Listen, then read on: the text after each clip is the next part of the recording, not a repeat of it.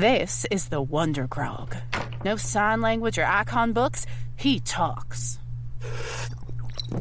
Uh-huh.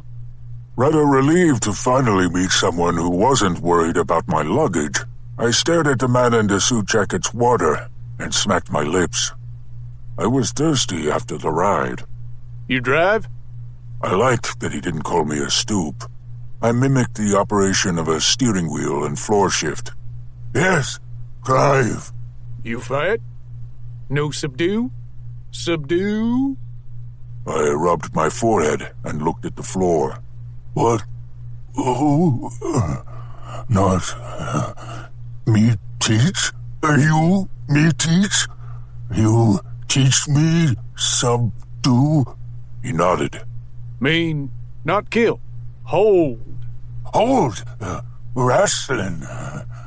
I hoped they wouldn't put me on collection runs, or whatever they called them here, gathering victims for the Reapers. Yes, wrestling. Exactly. Shirt and tie threw a look at the men sorting. I noticed he had an orange earplug in his ear. It wasn't attached to a wire, so communication or a personal sound system was out. Wrestling, no. Wrestling, do. Do now. He nodded at the escort at the door. The lights went out, and the two men who were sorting papers flew at me like aimed arrows. I heard handcuffs open and felt the hard bar of a baton lever against my elbow. They fought dirty. One stomped my instep with his boot heel as he worked the baton, and the other fired a deafening air horn.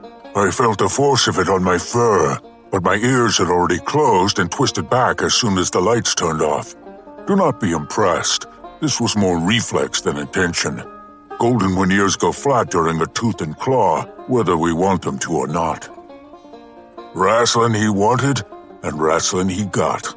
My two attackers, so lively and aggressive in their opening moves, relaxed considerably once I had the blades of my forearms up against their windpipes.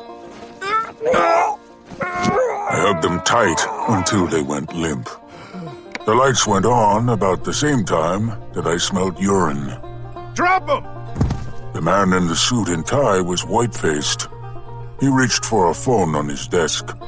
He looked a little better as soon as my wrestling partners took deep, wheezing breaths.